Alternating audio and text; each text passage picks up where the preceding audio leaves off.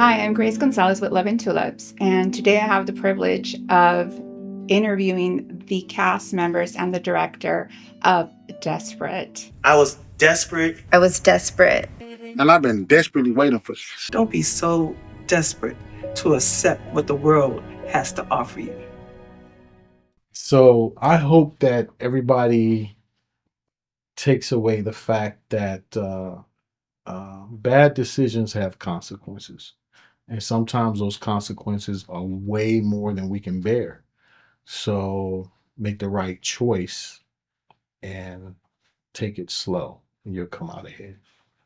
This is a story of a young man whose life turns upside down, and he's faced with the choices of either temptation or doing the right thing. Yo, Donnie! Yo, my money at? Look, Joker, my mom just died and... Hi, I'm doing good. I'm in UC Berkeley having to move my sister in and all that stuff. Awesome. You're hanging out with family. I'm so glad you were able to have a minute to answer a couple of questions about the movie and your role in Desperate. Are you ready? Absolutely. All right. So, how did you connect with the role Donnie? Ooh. I will say, when I was first told about the role from Sean, he told me this is definitely a character who has a lot of innocence and is very new to this sort of environment. So I really tapped into sort of like my inner child and just tried to like capture that innocence that he wanted. Hi, fellas. Thank you for being here today. Thank you for letting us be here. Yeah, thanks for having us. So, Marcus, you played Bo, Yes. and Robert, you played Joker. Correct. Full flush, gang. What's happening? Yeah. Run it. Yeah, all right. Whatever, bro. I worked with Sean previously, and we have a personal relationship, so we kind of discuss characters and stuff like that. And I remember the look on his face when he was like, "I got the perfect person for you. I got the guy I want you to play, man. You gonna love this role, Robbie." I was like, all right, let me check it out. And then just reading through the first couple of lines and getting to see some action, some violence. I already knew that I was like, this is gonna be like my break-in, actually show part of myself role. So I was super excited to play Joker, and I think in almost every movie my characters might stay along that those characteristics of kind of a person. You definitely played it. It's something I'm worried about you, but I bet you got a mom home. Pray for you to get home tonight. Goes to show how much you know. My mom's dead, and I don't even have a home to go to. Donnie, what are you doing? I'm doing work with him, Danielle. With him? No, you're not. Yes, What are you doing with that? Thank you, ladies, for being here. Thank you for having us. So, I'm going to start off with when you read the script, what was your first thought? Were you thinking, yes, I'm going to do this specific role? Yes, when I read the script, I thought it was awesome. Well written by Cjon Saulsberry. I really liked it. I was intrigued. So I was honored to play the role of the mother. What about you, Dana? I found my role to be very interesting. I couldn't really see myself in the character, but I could see how I could play it. Okay, nice. You know what? I don't care if it's warrant. Don't put your hand up to a police officer. And you shut your mouth. And you. Hi, fellas. Hi, how are you? Good. Josh, you play the man. Yes. Yes. And Rory, you play Blake. The other man. Two very intense, strong characters in this film. I want to ask both of you, when you read the script, what was your first thought? Why did you sign up and said, yes, let's do this? You first. Well, I worked with this group before. I worked with Rory before, and it's an amazing group of people. And any chance to get to work and to work with them is to be, that was definitely a selling part of that as well. Yeah, absolutely. Yeah, it was something that I knew that would come out amazing. So the chance to work with that was exciting for me. Okay. Okay. What about you, Blake? Actually, the same. And Josh and I worked together on another movie, and that was a day. Also, one day on the set, I met John. Yeah. When I met John, we hit it off and it was like we were attached at that moment. We had a camaraderie to each other. That was a friendship that began, and it's everlasting. We'll be doing many things together. Okay. We need to catch this guy fast. Get him off the streets before he strikes again. Don't mess this up, Eddie. Hey, that's Sergeant Kelly to you, pal. We got this, Agent Mop. It'll be just fine. Hi, fellas. Thank you for being here. Thank you. Thank you. Aaron, you played Sergeant Kelly. Yeah, Detective Sergeant Kelly. And Yoram, you played Agent Moss. Agent Moss. Agent Moss. When you guys got these roles, this script, and you saw your role you were playing, what was your first thought? I honestly trusted Sean.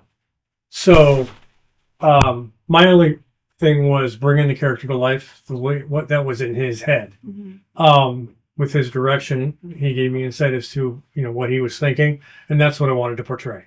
So that's what I did. Did a good job. Thank you. Well, Agent Moss didn't exist in the initial script. As we were filming, Sean kind of came up with him. It was kind of created. Kind of osmosis, yeah. Yeah, Aaron seemed to have been having too much of a good time as Detective Kelly, and Sean wanted somebody to give him a hard time.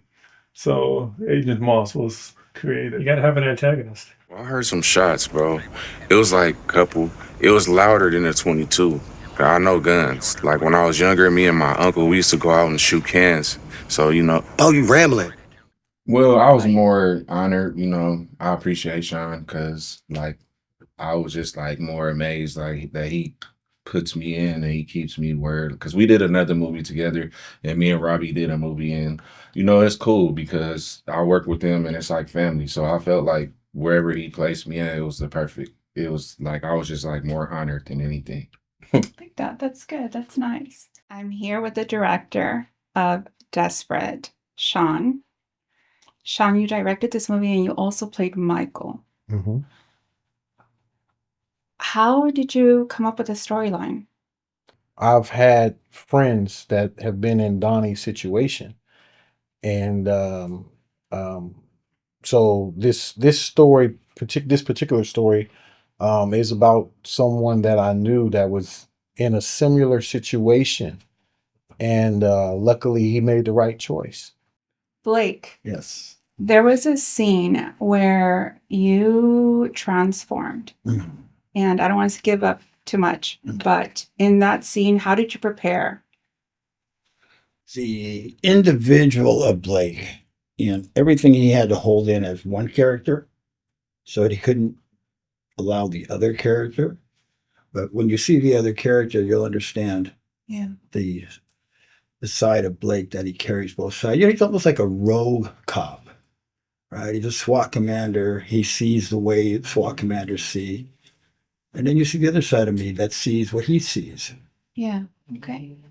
Sergeant Kelly, that moment where you called your wife and told her that your partner had just been murdered. Right. How was that for you? It was tough. You're dealing with a lot of emotion that you can't necessarily get an extended period of time to play out. So how do your former partner is gone and you're trying to process that, and at the same time you've got a job to do to solve this crime. So I'm like, and you got someone breathing down your neck who thinks, who knows this information, and he's going to try to he's going to for whatever reason get under Kelly's skin, and I don't know why. But I mean, our captain's telling us that FBI wants to handle this case, and we're like, no, you're not handling this case. I'm handling this case. Yeah. So all of that's going into my head, and at the same time, I got to tell my wife that our friend has been murdered. So that's a challenge. That was challenging.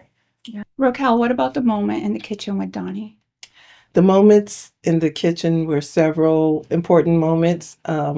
I felt very maternal, sharing my wisdom to my young son who was growing up in this world, um, and just sharing moments for life.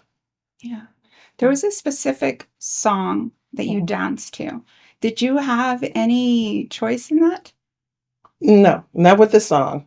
In fact, when we actually filmed it, there was no music. Oh, The music was added later. okay. Yes. It was a perfect so- scene. yes. Yeah. With you.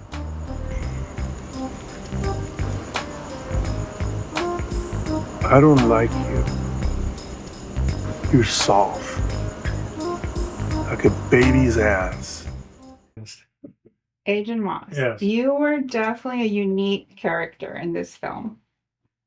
What was up with the finger in the bag? Well, Moss is a nutcase. I mean, he's PTSD at the max. Is he knows, right? He knows what's really going on, and he can't share that. He can't, because who would believe him? So he's trying to show these detectives that there's something there, and he's looking at them like they're little kids. They're bringing knives to a gunfight. Yeah. And so, and he's pissed off. He's very frustrated from them, and so his frustration comes out. To show them the finger. If you guys could play any other role, who would you play?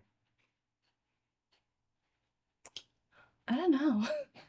I think it would be fun to play like a villain character. Okay. But wouldn't really suit me. Joker maybe? I don't know. Oh, Joker. Interesting. Be funny. Yeah, definitely. I want to be Rory because he's a big small right there, man. I'll be Michael. I think I could be an angel. Sometimes I think I can be. Okay, I like that. Parts of me looked at Blake because he had a multi-dimensional character, and he's kind of operating in two different worlds. So I thought about that, and then I came back and said, you know what, I'm good where I am. I would play Donnie, Donnie. which is my one that plays my son. And reason being because he's young, he's eager, he think it's money, he doesn't know the world yet. Yeah. And so to play him would be just, going out there and testing the world, but then, you have to reap the consequences. Yep. True. Yeah, I gotta say Blake 100%. Rory's character is the G.I. Joe SWAT badass undercover devil. Like, it's like you got bad, big, cool thing after the other. And I think he did a really good job at bringing out kind of this, it's like a weird Black Ops FBI / detective role where he's like, okay, hey, you do this, and you shut up. Like, he just came alive in his scenes and his roles. And it's almost like, and it's crazy because right after the scene, he turns it off, sweetest guy. If there's one part that I thought was more fun to play than Agent Moss is the man. The man. The man, like, it's always fun to play an evil character, and the man had no limits. So just go all out. So that could be fun to play. When you look at the word desperate, it's if you allow yourself to become desperate, that's when you are going like, I don't have no money, so I'm gonna rob a bank. Well, now you've created a whole bunch of greater problems than just I don't have some money right now. So I think that, going on the lines of what he said, that the idea of recognizing what really does it mean to be desperate, and are we really desperate? Because desperation is a very deep word to be. So think about your actions before you believe that you're desperate.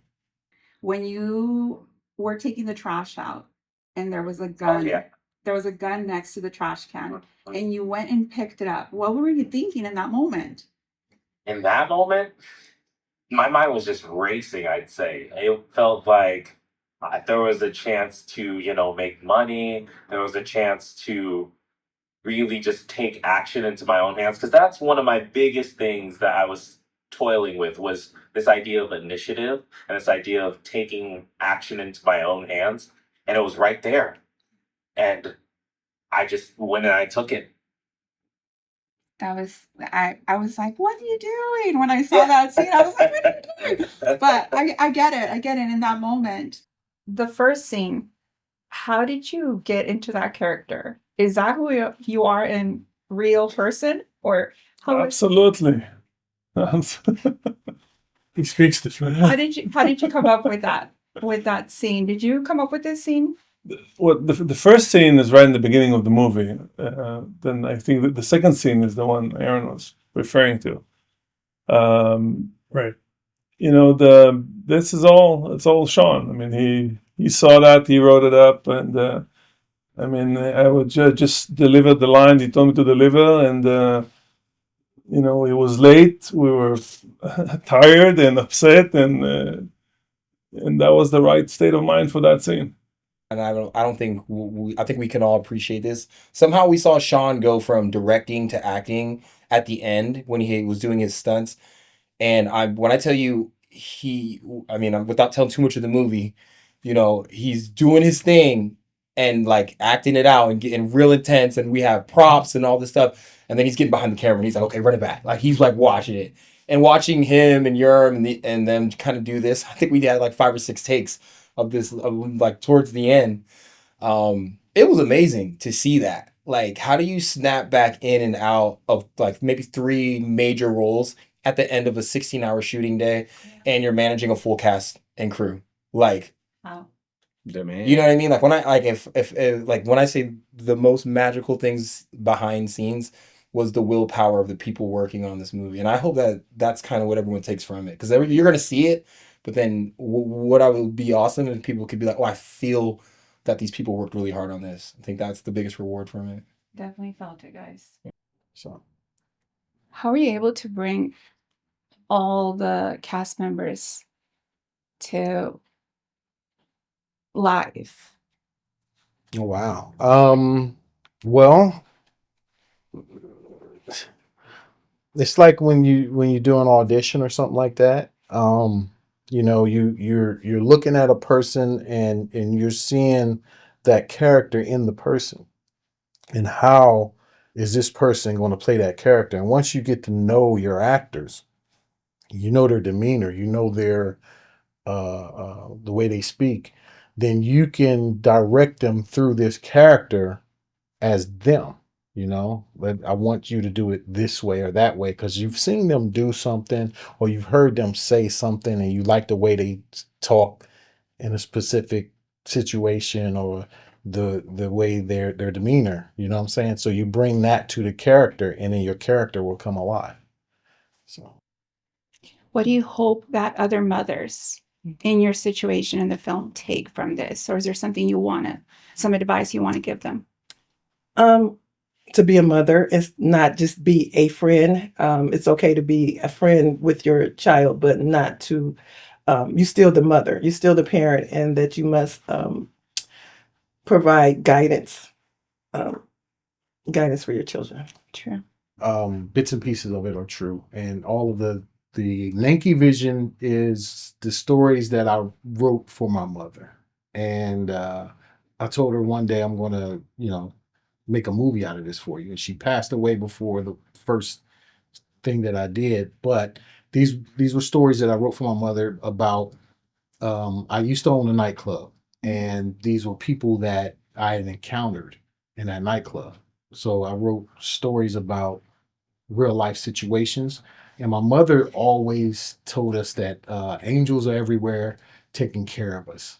And so I kind of, made it fit for what my mother believed in and knew. That was beautifully done. Thank Definitely. you. I really want the audience to sort of reflect on what they value, because this whole story, this whole journey that we go on, really opens our eyes to when people are desperate enough, what they'll turn to and what they will say yes to. So I hope the audience becomes a little more cautious about when you're at rock bottom, or when the going gets tough, what you say yes to or what you take upon yourself. Yeah. That's awesome. Thank you. 2 Corinthians 4:18, it says that the unseen is more real than the seen. Everything in life is temporary, but eternity isn't. It's forever. And there's a saying that I held into myself with Blake as a character, and that is a moment where I see an individual on the fence. And you have Jesus on one side, you have me on the other side. And Jesus says, come with me and you'll have everlasting life. But people sit on that fence desperately, living their life they're in now. And so time goes on, and in your desperation, our physicality fades away. But in those moments of desperation, I let you know, I'll give you everything you want in this world. And so the confusion is, do I consider my life today or my life in the after? But you got to make a decision, because one day only your spirit's going to be sitting on the fence. Yeah. And Christ is going to walk away, and I'm going to say, you come with me. And you're going to say, I haven't made up my mind yet. And I said, yes, you have. And you'll say, no, I'm still sitting on the fence. And I'll say, I own the fence. Mm-hmm. There was a lot of fighting scenes in this. Yeah. Did you prepare for that physically? A little bit, yes. Yeah, a little bit. You know, I was in the gym working out and stuff like that, and I had to do a fight with Rory, who was Mr. Universe or something at one point in time. Yeah. So it was like, you know, that was pretty strenuous. I was sweating more than I'm sweating right now. So it was a lot of fun, though. It was a lot of fun. I think he referred to us as dancing at one point, and I think that's what he's talking about. Fight scene, we kind of dancing around a little bit, Okay. but it was a lot of fun doing that. It definitely was. Mhm. Do you think that if you were to make a sequel, Mhm. is there a sequel? It's up here. It's there. Mhm. All right. Well, we're looking forward to it. Okay. If the audience were to take something from this movie, Mhm. from any of the characters, which character do you feel that they should really focus on? Which character should they focus on? Wow. Everybody is important. Everybody's role was an important role. To name a few, Moss's character knew something that was going on, and he couldn't tell, but instead he looked at these two police officers like, you're just kids. You're kids in a real world here. So that's why he was the way he was with them. You know what I mean? Like he made fun of them. You know, you guys don't know what you're dealing with. You know, Yeah. you're playing cops and robbers. So his character was important for that. The mother was important because she wanted her son to know God, know, you know, to make right choices in the world. And she knew that at some point in time, you're going to need help. And she would tell him how to get that help, you know? So everybody's character had an importance in this movie. And one of the important things for us to remember is that there is a hidden realm that we can't see going on around us. Yeah. And, you know, we think we just gliding through life, but there's hidden things going on that, you know, we need to be aware of. With that hidden, is there anything that happened behind the scenes that you can share with us that was funny or intense? Oh, wow.